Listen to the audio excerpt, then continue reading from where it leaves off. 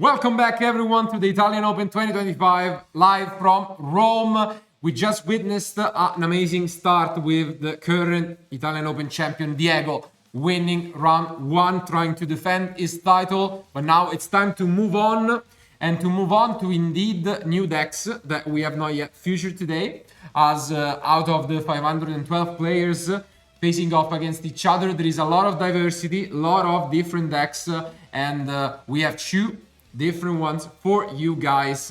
One is a familiar face, Nusca, il Nuschevole, which we have seen in action in the past, both at the Italian National Championship, but also at previous Opens. And he is always playing with fusion decks. He has a passion for them. He was playing branded for a lot of time. And now he has transitioned to Melodious, which is still a force to be reckoned with. And I can tell you guys, without not spoiling too much, that he's bringing some spice to the deck. But facing off against him is, I would say, a deck that Alberto can be quite excited for our Daniele. What do you think? Yeah, it's a deck that I actually played maybe 2019 or something. Yeah. And this Eldlich, actually, funny enough. And I mean, we haven't seen the deck in a while, honestly, and I just see red cards all over. Yeah, just play the Golden Lord, and yeah, this seems to be the strategy. Obviously, I think ever since Labyrinth came out, the deck kind of got replaced as the trap heavy deck of the format, but it's still out there. And it has a lot of those cards that can be quite annoying. And I can tell you guys that we have seen a trend across the tables today of, including some of these trap cards. Because in the main deck, we don't really see much hate for them. So if it goes to resolve, and this is the case for his opponent, Andrea, it can be a lot of trouble. But I think without further ado, our players are ready, so let's find out who will be the winner of round two.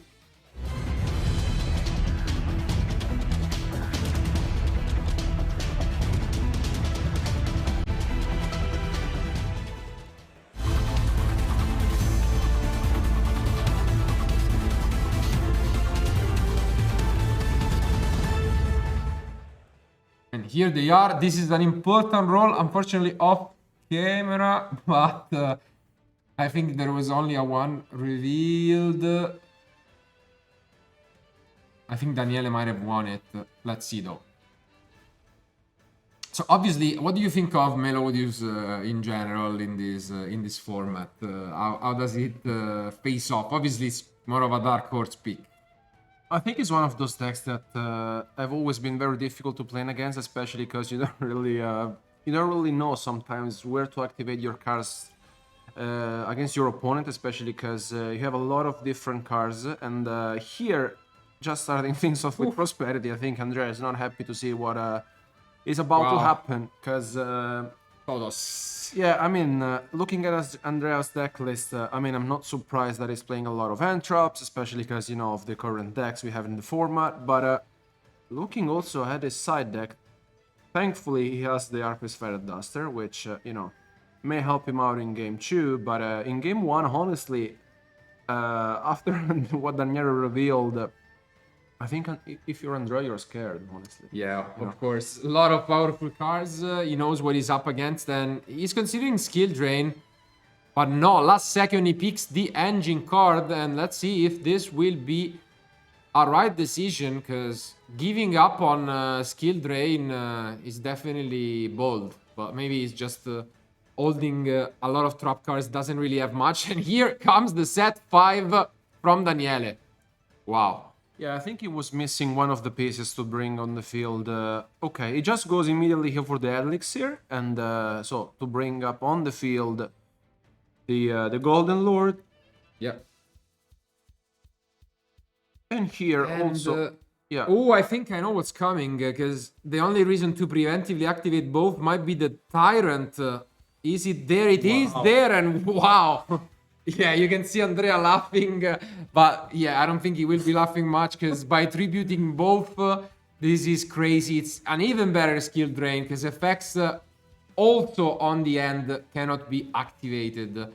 And what a start this is. Wow. I mean, Yeah. Quite tough. He's gonna have to find a way to pilot this, but I mean, it's obviously one of the best starts of the deck, the first movement solo, but you need to maneuver through no effects on field or on end. gonna be difficult for Andrea. I think here the plan, if he finds his way, is just to put up on the field some big bodies and try to deal some damage.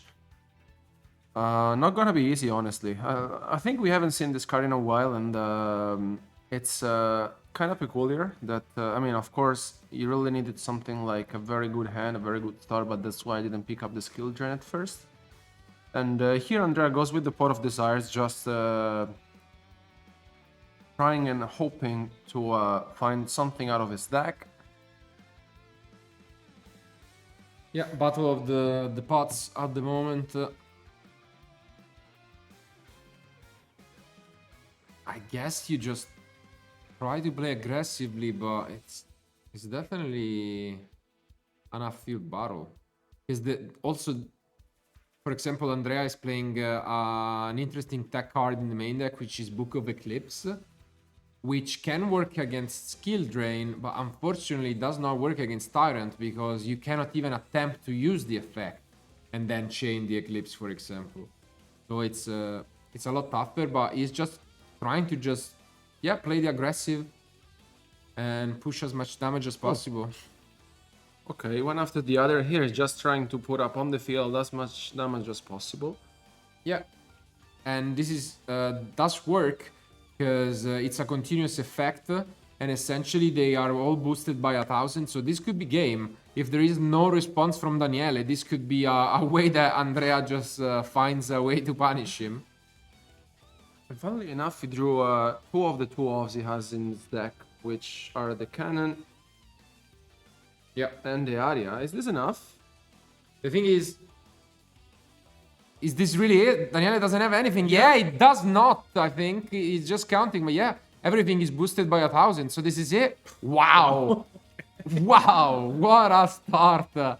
And grats on Andrea, who smiles it, as you can see, he's just laughing within himself. I can't even believe it, I think. Yeah, he was like, okay, gonna try and find a way to win this regardless.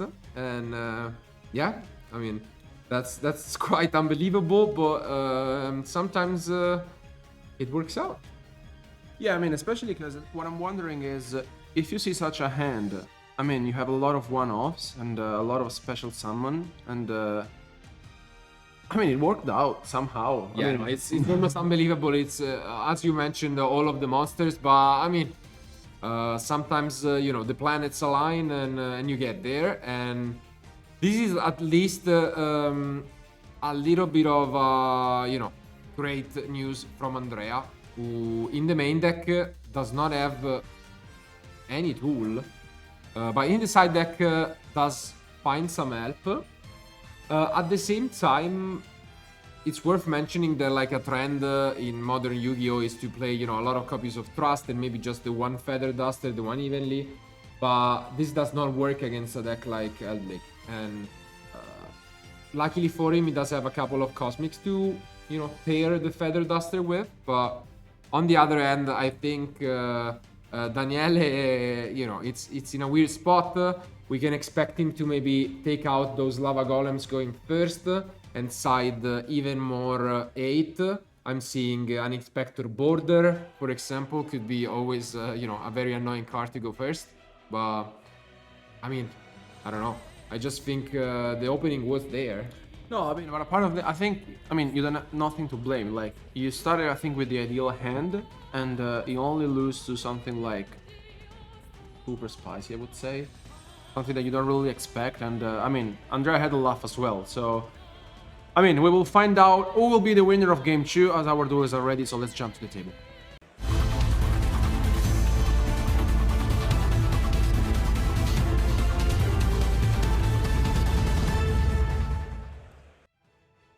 Oh, and yeah, spoiler alert, Border was already there, backed by 3 face downs. And yeah, yet another very oppressive card that can be quite annoying to deal with.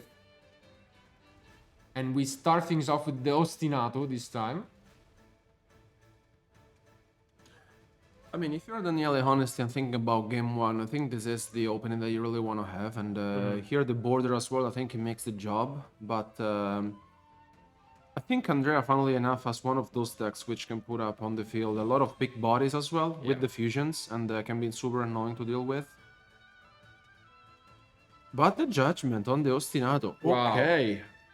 It's not once per turn, so if there is a second copy, this could be a quick one. But instead, we are gonna start things off with the couplet. Getting ahead. And here I think what was also worth mentioning is that when you're up against a deck like Melodious and you may not be super familiar with it, maybe just activate some cards when you feel like it's the best spot to do that, right? Yeah. So, I mean, in general, I think the Ostinato is a very good card, but if you're not really sure where to activate your card, I think you just go with the Judgment, whatever that is, you know? And yeah, this is the Melodious Concerto, which quite a unique card, allowing a diffusion summon from your Pendulum Zone as well. And it's a great way to play, again, around this Inspector border. Oof, but Wow, okay. there is the, you know, the old trinity of really good spells with the first movement solo once again. And yeah, it's gonna be allowed. And the Book of Eclipse. Wow, we mentioned the detect card, On another Judgment. which prompts out another judgment. But this is not the greatest for Daniele regardless, because now we access the fusion thanks to the Concerto.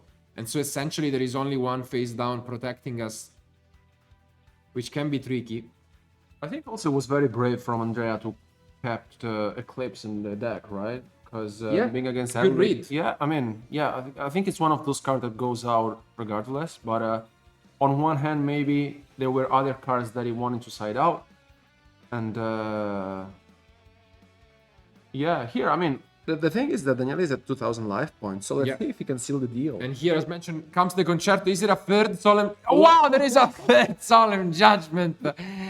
Is incredible. Oh, wow. What a start from Daniele.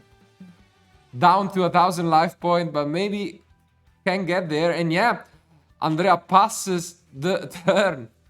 But wow, what a start. And now, yeah, we did have not the full face downs, which, you know, made me think that there could be something along those lines. And it's one of the one-offs, the Black Awakening.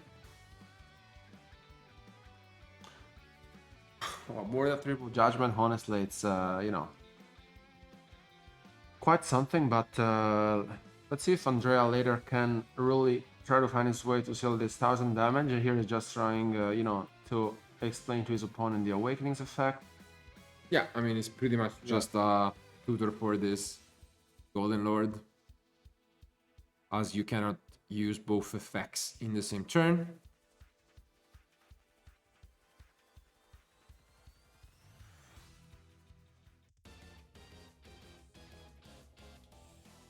It's nothing really to be worried about. And so Daniele is just down to a single card. And as you can see, just turns these border to defense, as the area protects from destruction as well. And a great top deck here from Andrea with this Pot of Desires. Really what he was looking for. Wants to find some more of these power spells and ways to access fusion, as he's only playing the one copy of Concerto, so let's see.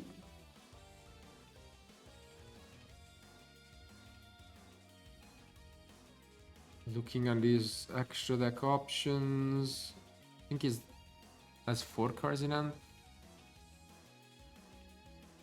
But no, just turns to defense and gonna play it slowly. Here it can be difficult for Andrea, because now he can manage the Awakening and he can set from the deck. It looks as if maybe with like the thing is he has 4 cards in hand, so I'm very surprised that he didn't have anything going on. Yeah, now he gets to set a golden land. This time is pretty much the one that destroys a face-up card. So it's yeah, setting up real nice here. Could just use it to push a lot of damage. We can expect the face down to be another border, as you cannot normal summon it when you control a monster. So he's just preparing to push so much damage next turn. So it's the most important draw at the moment from Andrea. Let's see what he drew into. Quite tough. Yeah, he's looking over as extra deck options. Maybe the thing is, yeah, I was thinking Baguska could be an interesting one. But He's forced to activate another desire. Wow. yeah, desperate means desperate measures. He knows that there is a lot of damage coming his way, and he needs a miracle here, though.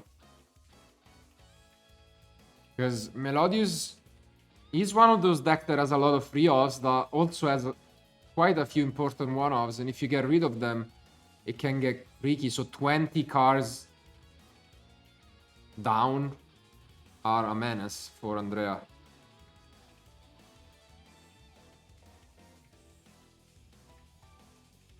And let's see. He goes to summon the Soprano.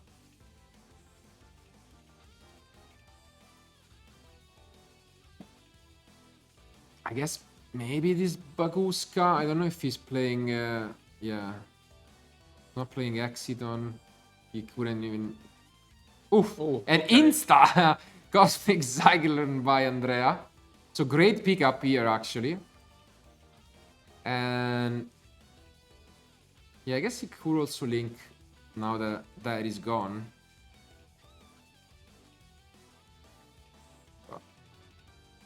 Yeah, Yeah. has the option to go for either the. Oh, it goes for the leash. Okay. So he has a plan.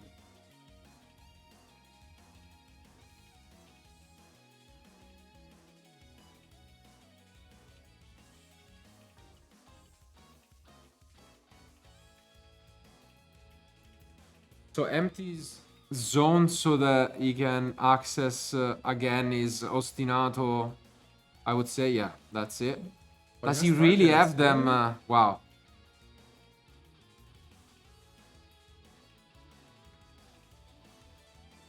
He does have targets in the deck still. So, wow.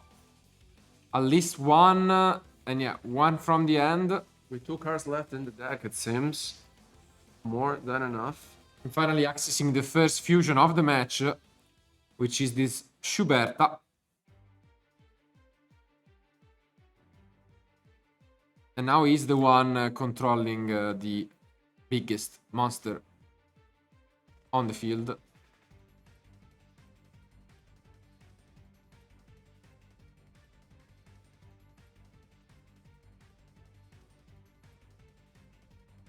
I'm not sure how many cards he has left in deck, though. Yeah, because maybe 2 or 3 cards, I think. Oh, no, it's 4. Because okay. this is obviously, I mean, 1,000 life points are not much, but that could be a win condition for Daniele. Now there is an Ash Blossom on the Eldland. So 200 life points left, and that's pretty much it for Daniele, who passed back to Andrea. He has 1 card in hand, I think. He also could have flipped the border first to prevent the Ash, but no, there is still like a fusion, so he can still activate at least 1 effect. But I think it could have been useful to at least prevent the Schuberta, but no, yeah, pass back. And now Andrea, you can see him getting excited with only 3 cards left in deck. Goes to destroy as we were expecting the other Inspector Border and passes back, which means this Eldland is gonna get another chance to activate. But I think that was probably permanence, right? Yeah, I think so. No, especially because like Danielle is now with 200 life points remaining, so Yeah, and goes to destroy the Schuberta, which is chained to banish essentially most of its graveyard.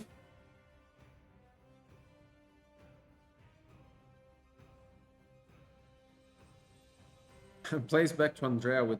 Let's see if he can really find his way to Yeah. with 2 cards left in the deck. 2 cards left in deck, but as you can see, the one recycled Concerto. So down to 1 card in deck, Andrea is trying to deal these last 200 life points. Can he make it?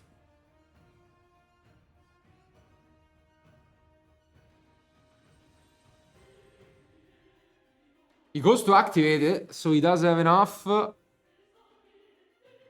Can't quite tell how many cards are in the end. Gets rid of the pendulum scale plus the one of still in deck Chopina. Wow, this is getting down to the wire. So Basha comes down. I doubt there is still a Melodious to special summon from deck.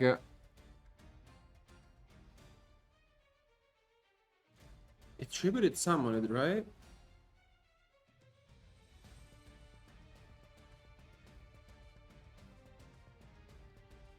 Yeah, you can see Andrea really knows what he's doing. Doesn't really feel this pressure. Attributed the Baka, right? To normal summon the pendulum, right? But he has to special summon the monster in defense.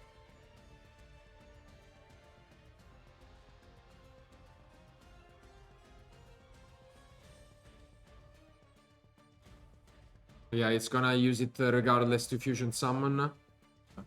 At least it's, yeah, as you can see here.